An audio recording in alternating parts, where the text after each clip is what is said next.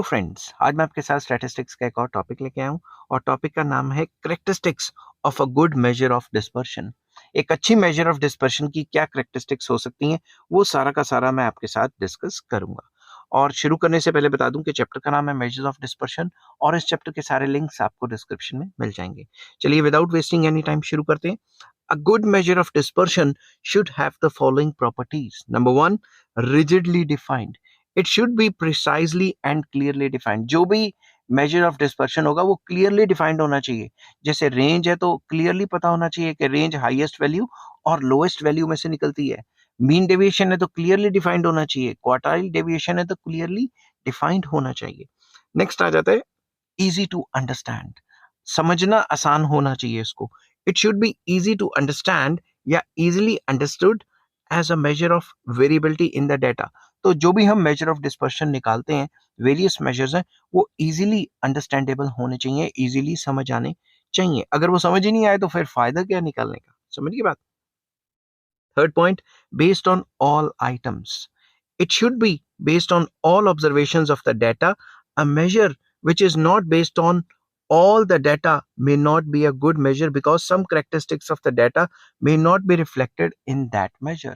हम एक अच्छा मेजर ऑफ डिस्पर्शन वही है जो सारे के सारे डाटा को साथ लेके चले, सारे के सारे डाटा को कंसीडर करे वाइल जब हम कैलकुलेशंस कर रहे होते हैं। फॉर एग्जांपल, हम रेंज कैलकुलेट कर रहे हैं तो उसमें तो हाईएस्ट और लोएस्ट वैल्यू ले रहे हैं, बीच वाली वैल्यूज का तो कुछ कर ही नहीं रहे। दूसरे वर्ड्स में मीन डेविएशन, स्टैंडर्ड डेविएशन। तो जब भी हम स्टैंडर्ड डेविएशन कैलकुलेट कर रहे हैं तो हम ईच एंड एवरी आइटम को कंसीडर कर रहे हैं, किसी आइटम को इग्नोर तो नहीं ना कर रहे। तो कोई भी ऐसा मेजर जो मतलब डिस्पर्शन का मेजर जो कि सारी की सारी वैल्यूज पे बेस्ड होगा वही अच्छा माना जाएगा। अगर वो कोई वैल्यू को इग्नोर कर देता है तो वो इतना ज्यादा अच्छा नहीं माना जाएगा। समझ की बात।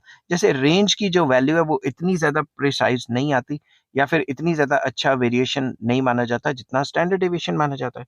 नेक्स्ट आ जाता है unaffected bye extreme values. It should not be unduly affected by the presence of extreme values.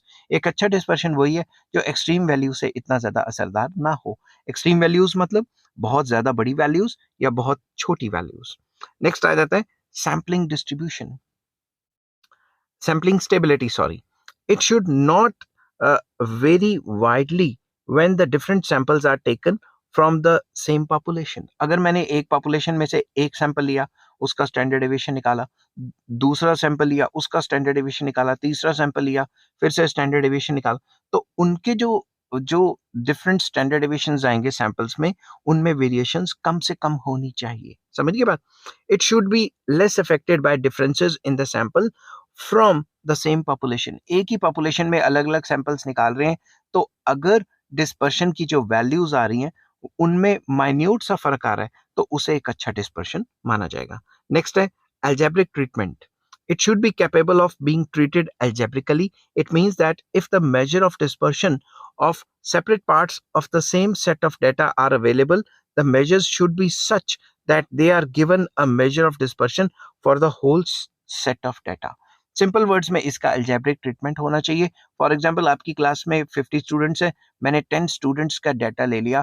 अगर वो 10 स्टूडेंट्स के डाटा से जो स्टैंडर्ड डेविएशन आ रहा है वही पूरी की पूरी पॉपुलेशन से आ रहा हो, पूरी की पूरी क्लास से आ रहा हो, तो हम ये कह सकते हैं कि उस डाटा को हम फर्दर एल्जेब्रिकली इस्तेमाल कर सकते हैं। कई बुक्स में एल्जेब्रिक ट्रीटमेंट में ये भी लिखा होता है कि एक अच्छा मेजर ऑफ डिस्पर्शन वो है जिसकी फर्दर एप्लीकेशंस हो सके, जैसे कि स्टैंडर्ड डेविएशन को हम फर्दर कोरिलेशन एंड रिग्रेशन में भी इस्तेमाल कर सकते हैं।